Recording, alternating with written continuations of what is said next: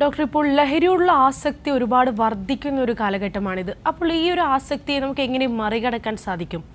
ഈ ലഹരി ഉപയോഗിക്കുന്നവരോട് ഡോക്ടർക്ക് എന്താണ് പറയാനുള്ളത്?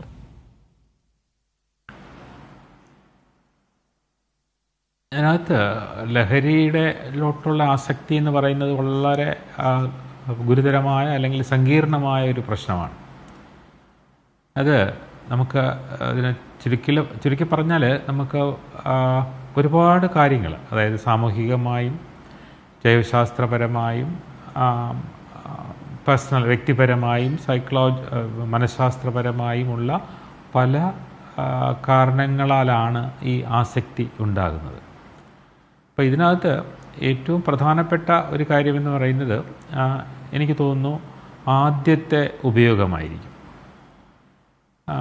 അതായത് സ്കൂൾ തലത്തിലോ അതിനുശേഷമോ കോളേജ് തലത്തിലോ ഒരു വ്യക്തി ആദ്യമായി ലഹരി ഉപയോഗിക്കുന്നത്, അത് ഏറ്റവും കൂടുതൽ പറയുന്ന പുകവലിയുടെ കാര്യത്തിലാണ്.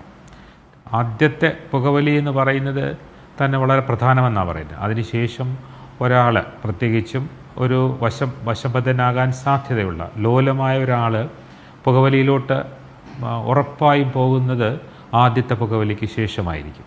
അപ്പം അതുപോലെ മറ്റ് വസ്തുക്കളുടെ കാര്യത്തിലും ഇത് പ്രധാനമാണ്. അപ്പോൾ ഇങ്ങനെയുള്ള വസ്തുക്കൾ ഇപ്പം മദ്യത്തിൻ്റെ കാര്യത്തിലുണ്ട്. മദ്യം അത്രത്തോളം ഒരു തീവ്രമല്ല അതിനോടുള്ള ഒരു ആഭിമുഖ്യം. മറ്റ് പുതിയ ലഹരി പദാർത്ഥങ്ങൾ ഈ ഒരു ആദ്യത്തെ ഉപയോഗം ഒരുപാട് പ്രധാനമാണ്. അപ്പം അതിനെ നമുക്ക് വേണമെങ്കിൽ പരീക്ഷണം എന്ന് വേണമെങ്കിൽ പറയാം.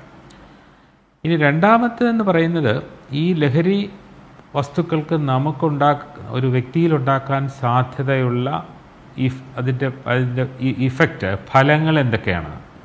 ഉദാഹരണത്തിന് എന്ത് തരം അനുഭൂതിയാണ് ഇത് പ്രൊവൈഡ് ചെയ്യുന്നത്, അല്ലെങ്കിൽ ഇതുണ്ടാക്കുന്നത്, അത് എത്രത്തോളം നല്ലതായി അയാൾക്ക് തോന്നുന്നു. അപ്പോൾ അത് വീണ്ടും വീണ്ടും അനുഭവിക്കാനുള്ള ഒരു ആഗ്രഹം വ്യക്തിക്കുണ്ടാകും. അപ്പം അതിൻ്റെ ആ നല്ല ഇഫക്ട്സ് കിട്ടാനായിട്ടുള്ള ഒരാഗ്രഹം, ഇതാണ് രണ്ടാമത്തേത്. പിന്നെ മൂന്നാമത്തേതെന്ന് പറയുന്നത് വ്യക്തിത്വമാണ്. അതായത് നമുക്കറിയാം, എല്ലാവരും ഇപ്പോൾ ആദ്യം ഉപയോഗിച്ചാൽ പോലും, അല്ലെങ്കിൽ സമൂഹത്തിൽ ഒരുപാട് പുകവലി അല്ലെങ്കിൽ ഈ പറയുന്ന ലഹരി പദാർത്ഥങ്ങൾ ഉണ്ടെങ്കിൽ പോലും എല്ലാ ആൾക്കാരും ഇതിന് വശമതരാകുന്നില്ല.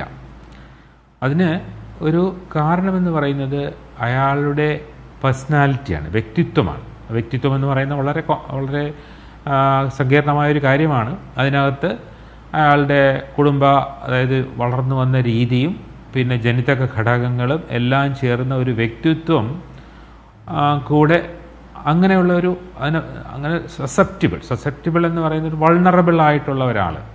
അപ്പോൾ അങ്ങനെയുള്ള ഒരാൾ ആദ്യം ഇത് ഉപയോഗിക്കുകയോ അല്ലെങ്കിൽ അതിൻ്റെ നല്ല ഫലങ്ങൾ അയാൾക്ക് കിട്ടുകയോ ചെയ്യുന്ന ഒരു സ്ഥിതിവിശേഷത്തിൽ ആണ് പ്രധാനമായിട്ടും ലഹരിയിലോട്ട് ഗ്രാജ്വലി ഈ വ്യക്തി പോകുന്നത്.